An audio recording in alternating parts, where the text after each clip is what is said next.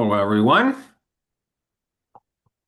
My name is Brian McConnell. We'll do some more formal introductions in a few minutes. I'm just going to give us a few minutes for people to join.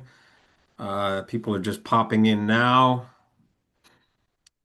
The number of counts going up steadily. Happy Thursday. Hopefully, it's nice and sunny where you are. Uh, Is Overcast it? where I am. I was going to say, is it nice and sunny where you are, Brian? No, overcast. It is Yeah, lovely in London today. It is one of those rare sunny London days. nice. Yeah. Whether I, the times I've been to London. I have not experienced like all this. I mean, yes, it's rain, but not the way people kind of portray it as, oh, it always rains in London, right? I don't know. Well, you bring it with you. That's Again, you. I've found oh, you've always brought it with you whenever you come yeah, to thank London. you. Thank you.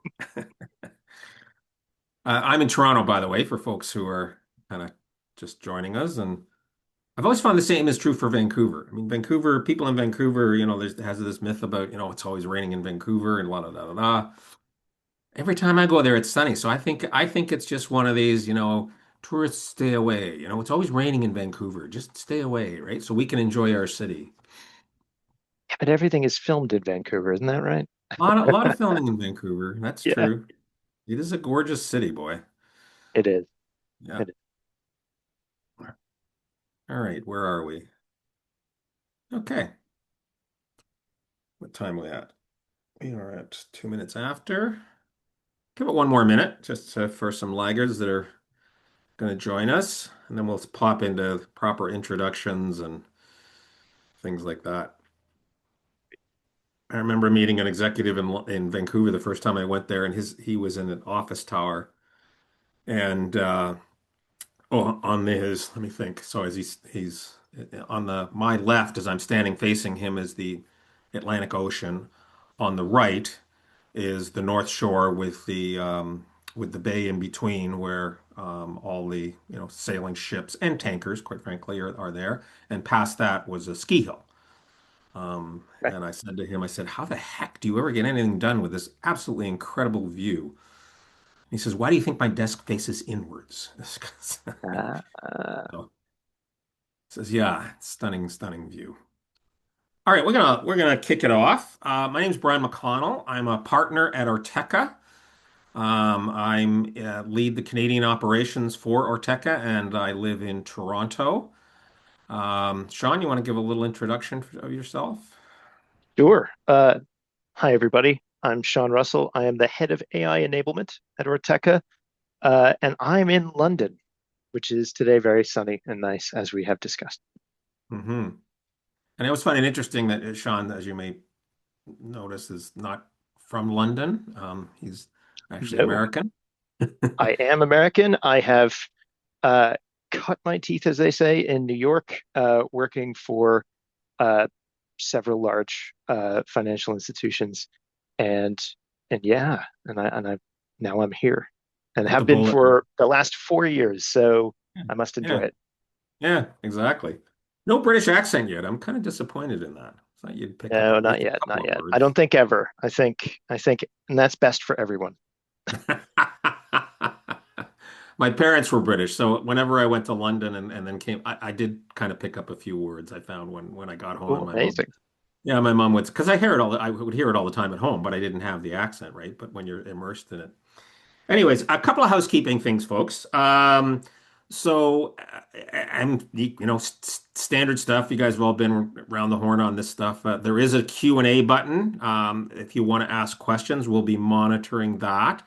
Actually, I need to bring up that Q&A so I can monitor it.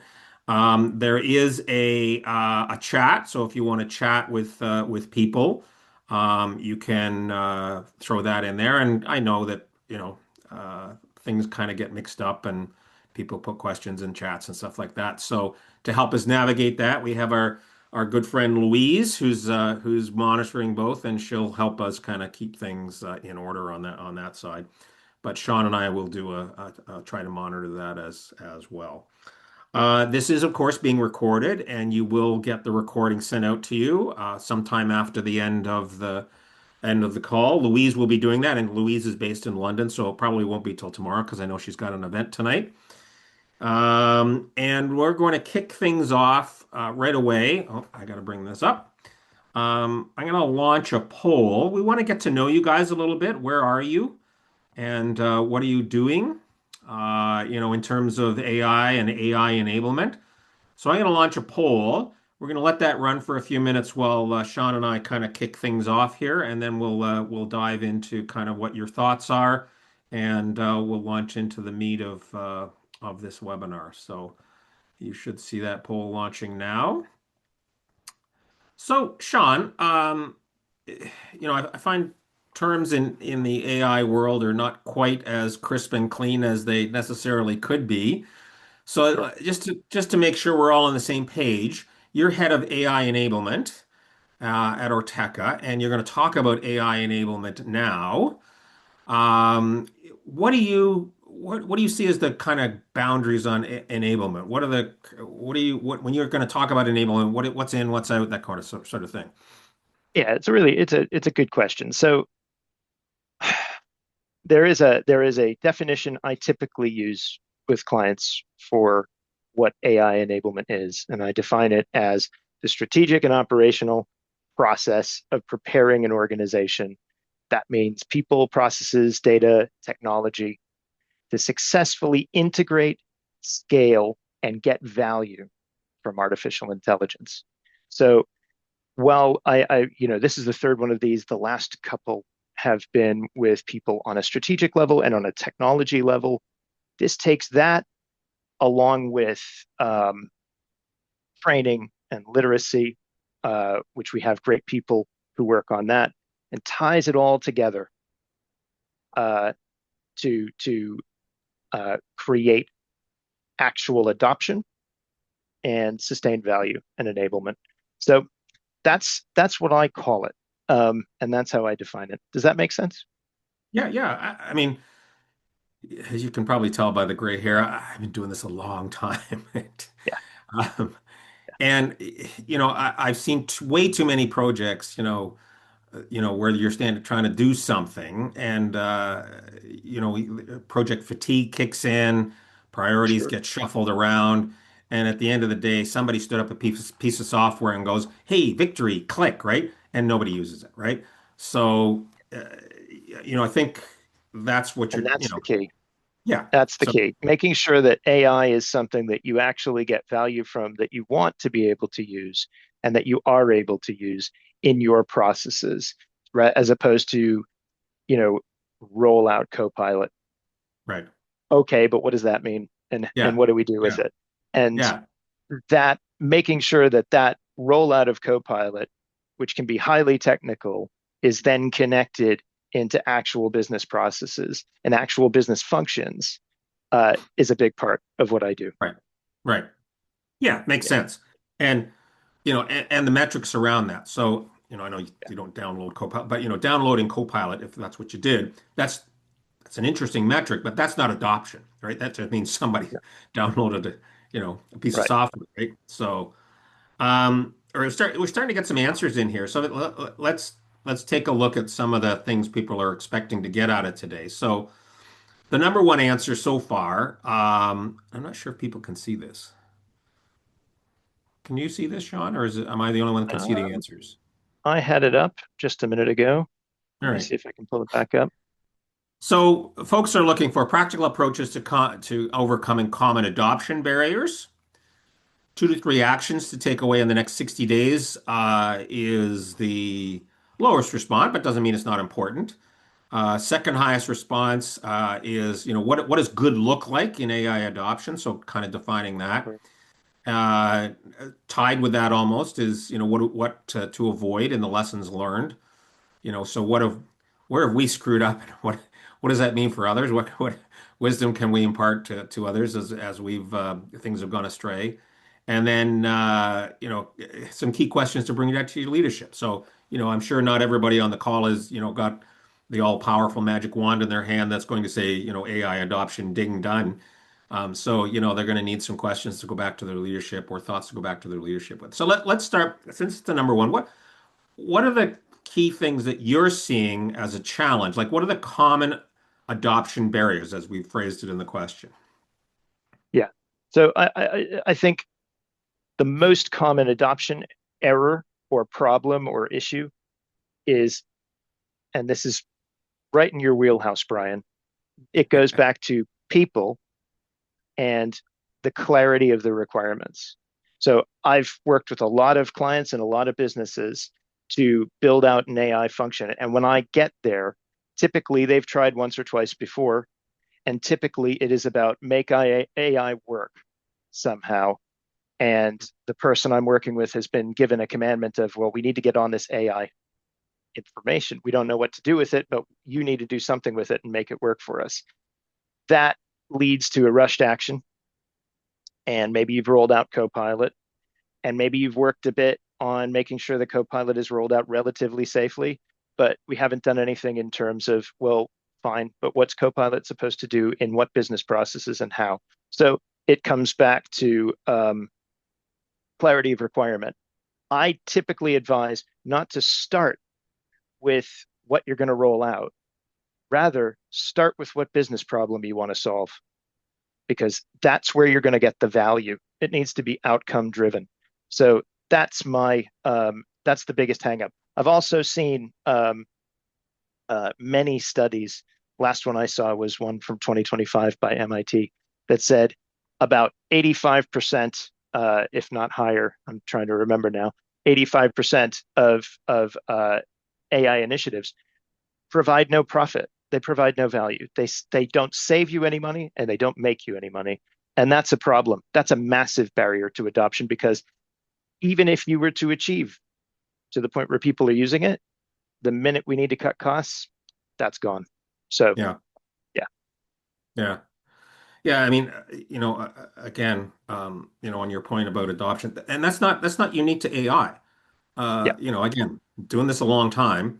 I've written a couple of white exactly. papers on this about, it's not about standing up a piece of software. And Yeah, in Ortecha, I'm known as the guy that says this, and Sean could probably repeat it now. But there is no AI project. There is no IT project. There's no, operations project. They're all business projects, and business yep. projects have one of three outcomes: increase revenue, decrease cost, or mitigate risk. So until you're talking about your project, including AI projects, in those terms, you really haven't hit the mark. Yep. Because you're going to have to go, someone has to go forward to ultimately finance, and your other stakeholders and say, I need $1 million. And if you're not But returning a million point two, then what's the point, right? So, the brilliant thing about it, though, Brian, is one of the key advantages I've found with AI that is a differentiator mhm. is if I'm trying to get an enterprise-wide data governance tool in an organization, right? I don't personally have access to that tool. I Right. have to go to the company and um, you know, get them to do a demo, maybe sit with them and kind of work out what it needs to look like so my board can understand what's going on. We all have access to frontier AI models. Yes. And provided we do it safely and sustainably, we all have the ability to pull together next level demonstration material and think through and solve the problem of how we're going to integrate AI in a way that solves a problem. We can all go home and do that individually and come back and say, I've solved this problem. We need to institutionalize it. It cuts down the speed. Whoa, lost my lights. It's cut down the speed of prototyping very, very, very much. So you are able to kind of go home, solve a problem, come in, and then speak to somebody almost immediately about it. And that's something that we haven't seen before. Absolutely. Not to say that that's for everything, but it is a big differentiator, and I've found personally that helps a lot. Yeah, absolutely. And to your point, our poll question number two here, where would you say your organization is on its AI journey? The number one answer is we're using tools like ChatGPT, Copilot internally. Yeah, We're getting productivity boosts, but light use cases. So, it's exactly to your point. We're yep, not in production yet, There are some. The number two answer is we've developed some AI-driven workflows or agents in specific functions. So that's number two Sure. answer. Number three answer is we're scaling AI across multiple business areas. Good for you. That's great. I think we all need to get there, and we need to get there fairly quickly. Sean has to stand up and do a jig Yeah, so his lights I'm stay gonna on. go and exactly. I've got to Yeah. fix my light problem. Yeah. Um, so yeah, I mean it's very much, ChatGPT Copilot for most of our audience. So I mean, that's kind of step one, if you will. And Sean has taken that role for us internally at Ortecha as well as at clients and done a great job. We've developed a bunch of internal tools that have just made all of our jobs a ton better. Um, so Thank you for what that. are, let's pick up on a couple of things that you think, we need to do in that world. Like, okay, we're just at early steps, Yeah. ChatGPT, Copilot, whatever we're using. What are the things to do there? What are the blockers? And how do we overcome them? Well. Early on, it's important to note.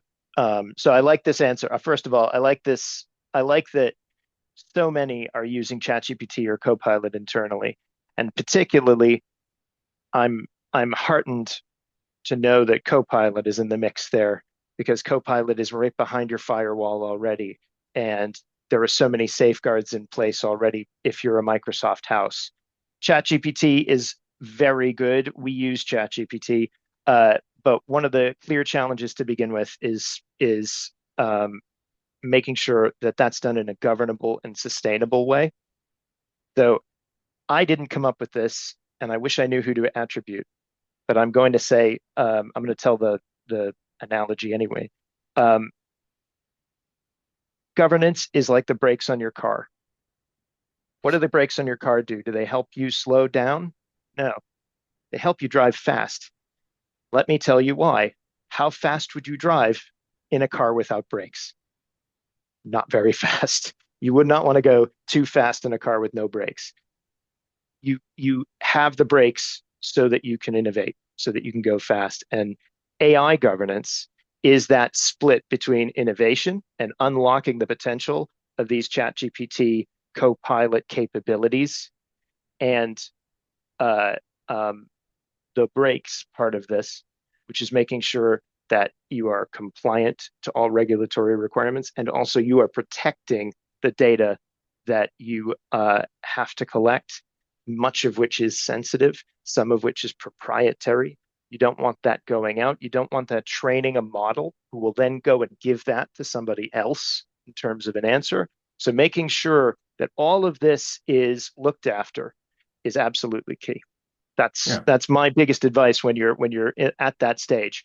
But the 3 out of 16 respondents who are talking about scaling AI across multiple areas of the business, you're obviously in an advanced state. For everybody else, I would say that's where you have to be thinking, and you have to be thinking about that relatively quickly because while that is still kind of on the emerging part of 2026, by the end of 2026, agentic AI and the tools that are coming out right now with Anthropic, with uh, ChatGPT's or OpenAI's Codex has just today um, released a tool that is very similar to Claude Cowork, and I hear tell that Google and their workspace is about to do something very similar, if not maybe even a little bit better. Um, that arms race is very much alive. So, I would say be thinking we need to scale and asking how do we do that? So, back, I don't know, was it 6, 7 months ago, when we adopted ChatGPT, we had Copilot here at Ortecha, and we thought, okay, we need something a little more an option because GPT does things better than Copilot in some instances. So the first thing we did was we had this whole session on, and everybody had to attend. How do you know you're actually in behind the Ortecha firewall when I'm doing ChatGPT? Because if I'm doing a Absolutely. query, right? Because everybody Yep. has a personal account on ChatGPT, right? Yep. So, so it was a fairly good session on that. After that, though, Sean, you launched us into, okay, how do you use ChatGPT? How do you Yeah, get the power out of ChatGPT?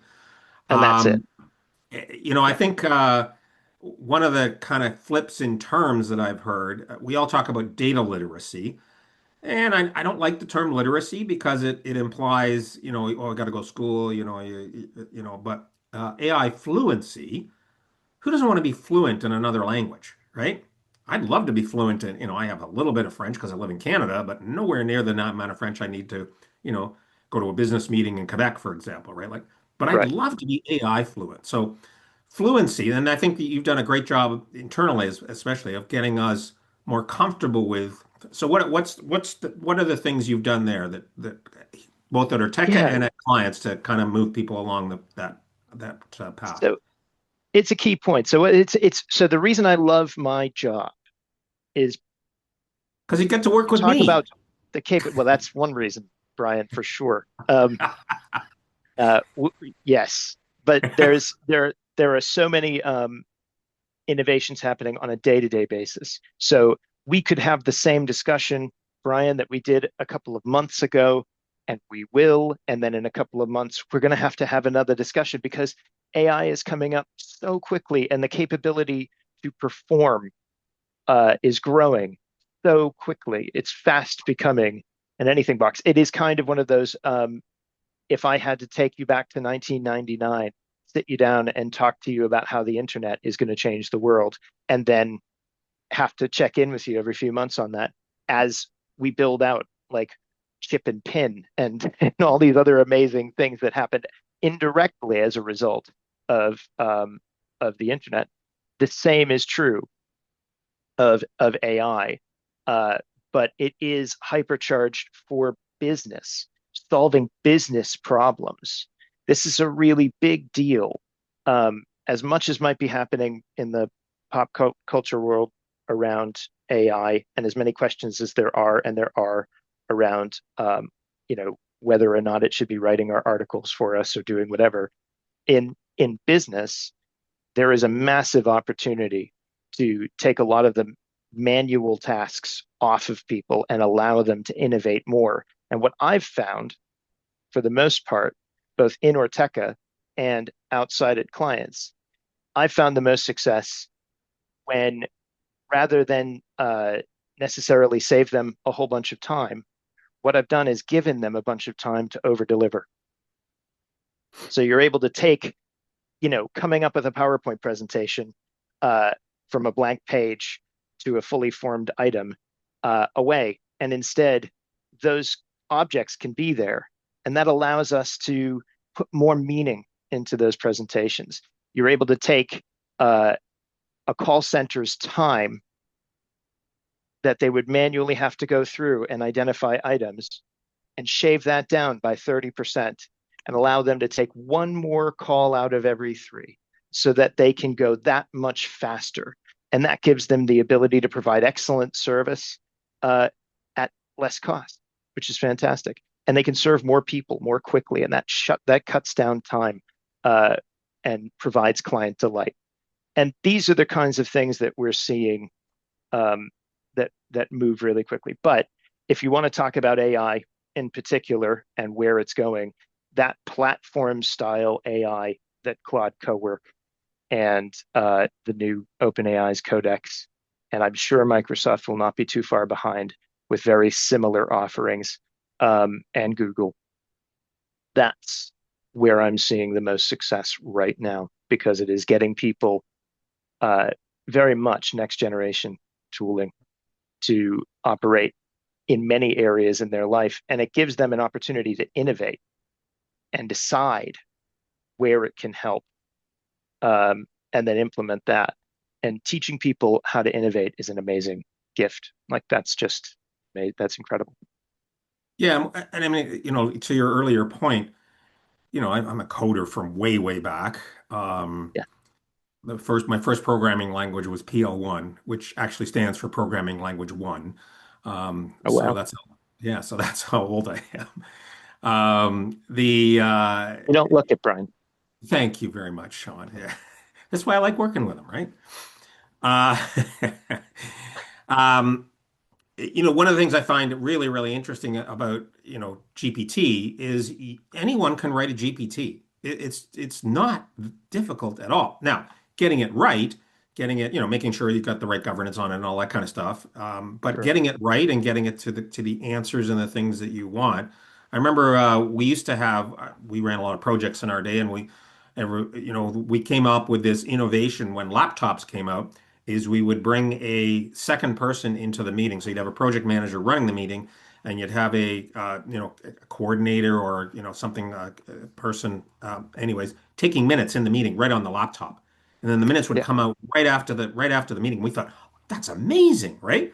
Well, now of course, right? If you were recording your meetings, not only can you record the meetings, you can record the action items, and you can get suggested outcomes, from the meeting. Suggested action items from the meeting, even though they weren't maybe captured in the meeting. Like, what should I do with this, discussion we just had? You can throw that into all kinds of GPTs to come out with all kinds of interesting solutions. And that's really, really, not difficult at all to do, even from my feeble brain that only programs PL1 in the day. So, No, I think so. But well, first of all, I wanted to say that Brian, you are far in advance of where you're telling the audience you are. You do amazing things. And thank you. second, you're I think the reason why you get where you get to and you get the results that you get is something that I try to impart to clients as well as everybody else in Ortecha, and that is that you are focused on the value. You identify clearly the outcome, and I'm looking at question 3 of Yeah, the I am poll, too. Yeah, and yeah. that big answer of we believe that the value is there, but it's difficult to quantify. That speaks to me of you know, we need to be asking questions about what the value, what problems we're solving, and then quantify uh, what that solution does in terms of return on investment. Typically, you're right. It is whether you are, you know, reducing costs. Oh, you say it. You say it better than I do. Increasing revenue, decreasing cost, or mitigating risk. Boom. You should have a T-shirt. Uh, Yeah. these are all points that lead back to an ROI. They all lead back to a dollar value, even if, um, sorry, pound value. I'm in England. Uh, that even if it's a mitigating risk, well, there's a cost associated to risk, Absolutely. certainly, definitely, and that factoring in that cost is going to be key to making that work. The key point though is clearly define that. And the best thing you can do if you are working with a chat GPT or a copilot already is once you've done that, once you've said, this is the problem I want to solve, work with it to figure out what the value of that is in the organization and say, well, listen, I'm trying to solve this problem. I want to put an ROI to it. Yeah. Five, it's not going to be right first time out of the gate, but if you sit and you talk with it, it will come back with something that is usable and trackable. And then do what I do, cheat code, and have it come up with a good way to measure progress. Right. Yeah, because you need metrics. Dashboard it. Exactly Yeah. right. And then you have everything you need to enact that kind of change, or indeed any kind of Yeah. change management. Yeah.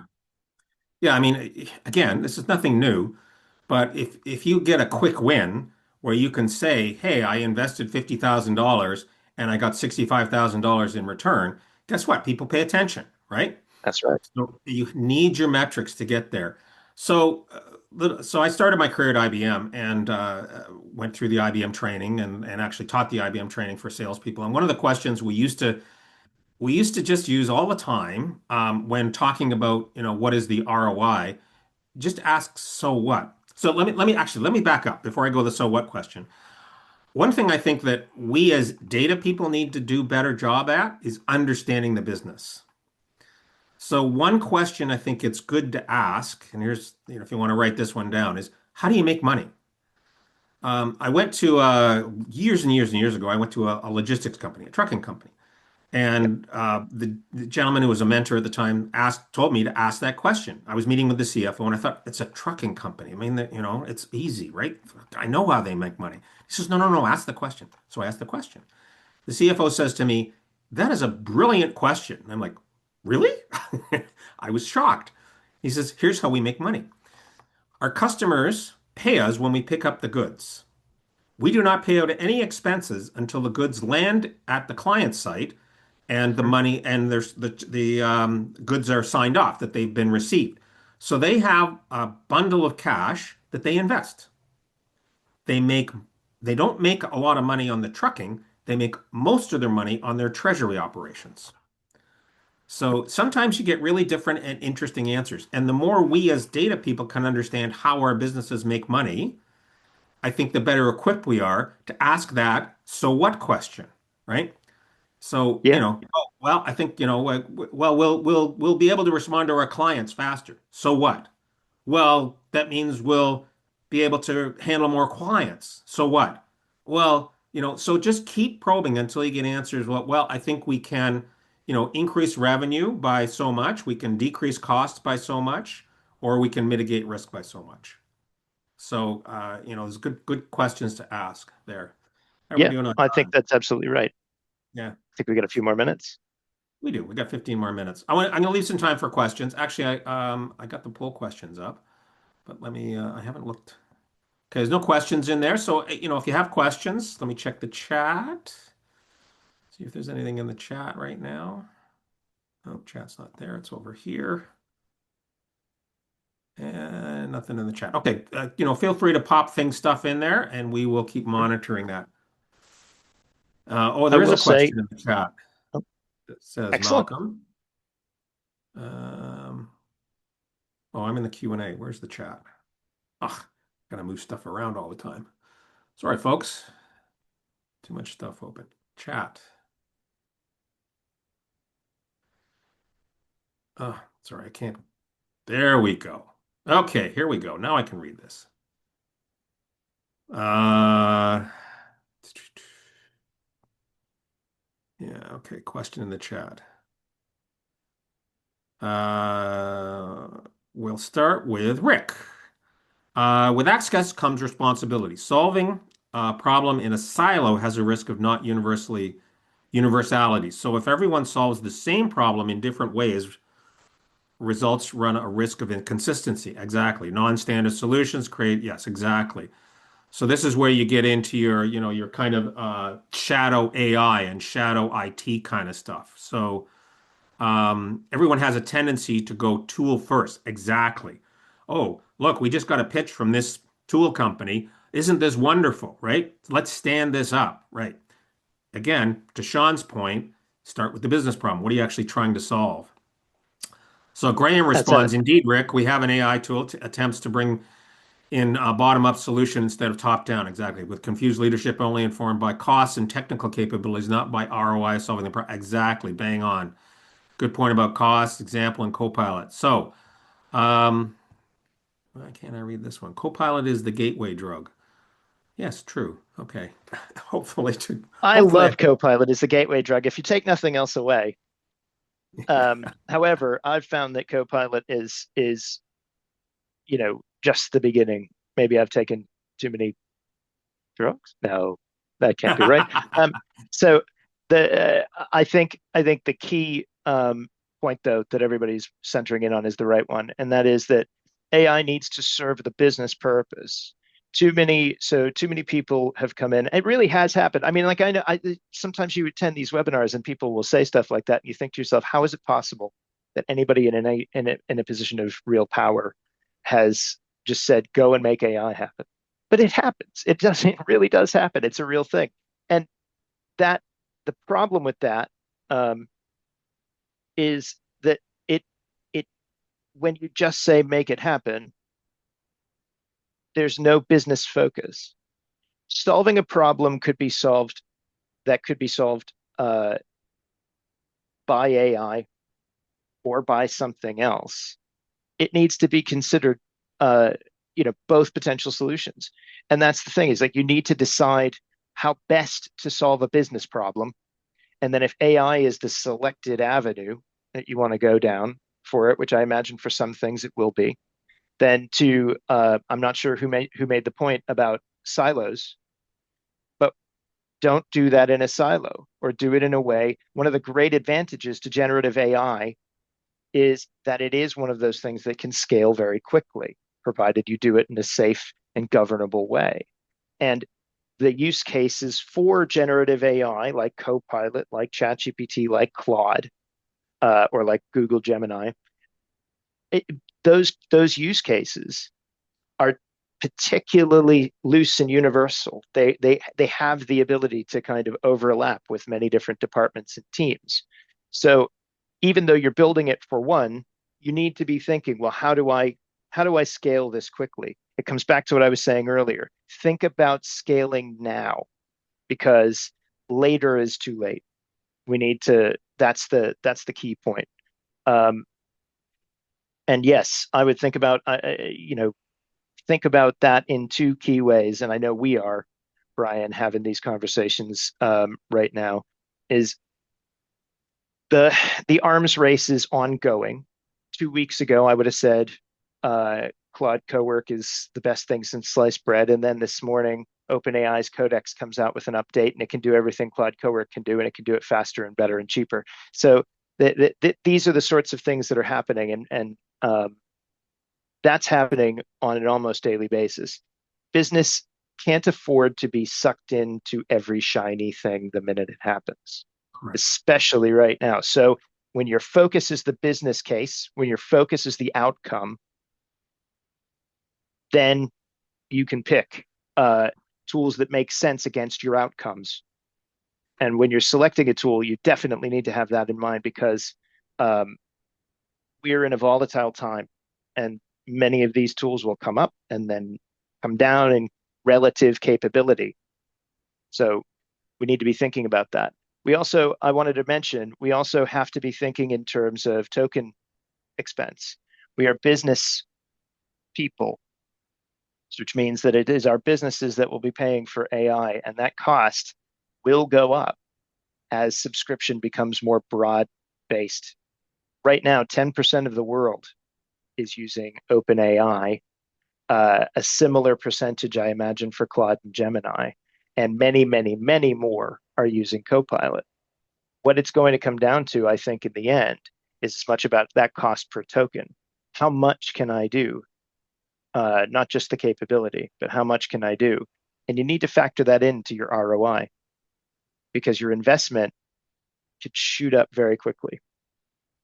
Yeah, no, excellent point. Excellent point. A little bit of chat going on between Graham and Rick again. Great. Graham's going on about, basically, part of the challenge that we are having is that the business processes are broken. So, Sure. and, Absolutely. um, you know, again, seen this many times. Probably the most impactful I've ever seen is, I don't know if you guys are old enough to remember when SAP, so ERPs were coming out big time, right? SAP was the big one. An ERP is an enterprise resource plan. It basically pulls in everything, if you will, into your SAP was manufacturing only at the time, manufacturing processes. So it took care of all your manufacturing processes in one application. So it was a huge advantage if you can stand it up. The problem was that they were trying to automate poor processes at the time. So there was Sure. lots and lots of examples of people spending sometimes hundreds of millions of dollars trying to stand up SAP and it failing because they were automating bad processes. So I agree with you. Sorry, it's Graham that's making that comment, I think. Yeah, I agree with you, Graham. Don't automate bad processes. However, AI does have the ability to help you refine those processes, right? AI does have the ability to kind of go in there and say, okay, here's the challenge with your processes.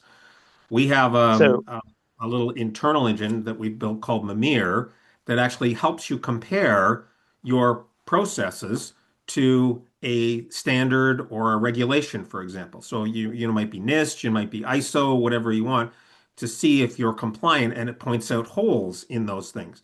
That's one way you can look at it and say, okay, here's where we're compliant, here's where we're not, or here's where we are in agreement with the standard, here's where we're not. So you can use AI to fix these things and give you the knowledge to move forward. So, Sean, go so ahead though. no, I think that's absolutely right, and it's a great call out. So, I mean, of course, yeah, we have Mimir, which we use with clients to kind of understand how their processes align with industry standards. We also work with companies like RDoc that have um, Shift X as part of their offering, and that gives you the capability to basically build out your process end to end so that so each contributor can contribute their relevant processes, and you could build a map, which is an incredible amount of visualization and capability that honestly that if on the list of things I wish I'd thought of, that's high. That's one of those things. Oh my God, it would have been great. Yeah, Um, yeah. I wanted to, so I also want to point out that that business processes being broken is the opportunity that you need. So I had a good friend of mine um, brought me in who didn't know me at the time, but he brought Ortecha in uh, to get some science behind. At this point in time, it was data quality, but this was during a big migration, and it, you know, basically all their attempts had failed, and he brought us in to finally get some science behind data quality, leapfrogging the issues that they traditionally had in their area, and we were able to get them enough data quality reporting uh, that it really helped out. The same is true of AI. So we are we need to be moving in that direction. All of these kinds of challenges, these traditional challenges, AI is a good way to unlock the funding to solve those problems. Um, Yeah. Yeah. That's the thing about AI. Like, I mean, you got a problem, like AI, if you think about it from an AI perspective, it can help you solve it. It can give you ideas. It can give you solutions.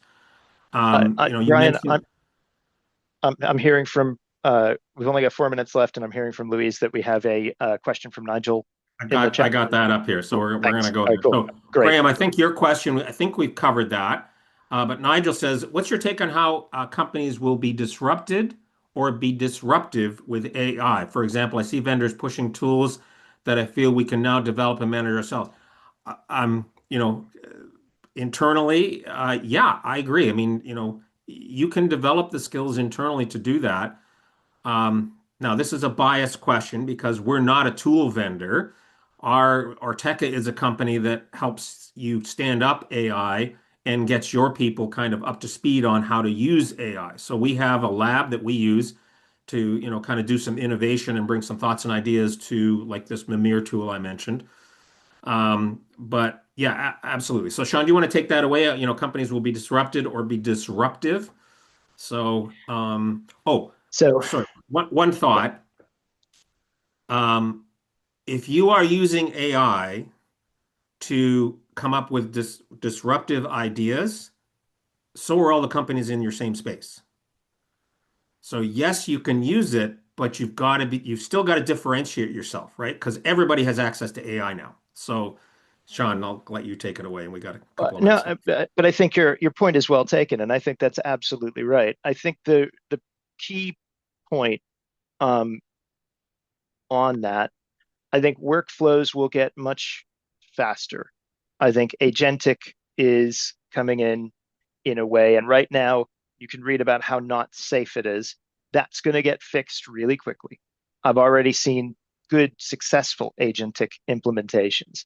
Agentic is going to change the amount that an individual can do because it can set AI running and then walk away and come back. Now, that token point that I mentioned earlier is key and important. So, if you need more information on that, feel free to get in touch and we can talk in a longer format. But the key is, I would say, agentic is going to come in. It's going to disrupt everything in a much bigger way. By the end of 2026, you're going to see massive disruption, I think. And I'd probably be in the dark well before that. The lights are going out again. So we got one minute left, and sorry, I'm just trying to get the scroll so I can see who wrote. Rick. Rick has put a really good question in the chat. We're not going to get time to come to your question, Rick, but would Answer it we? separately. Yeah. Yes, correct. We'll get back to you on that. And it's a great question. So, it's basically around, how do we do process re-engineering? I think if I understand the question correctly, I haven't fully read it to be honest. But we'll get back to you on that separately. So thank you very much, Sean. Really appreciate you taking the Thank you. time. It's great to chat again. I just wanted to say thanks very much for this. I really appreciate it. And as before people go, I want to say I've got a book coming. Um, Yes. so the AI Workforce Playbook answers a lot of the questions that were in the chat, answers a lot more. Feel free to reach out to me for more information. It'll be coming around June 16th, and there are my lights gone.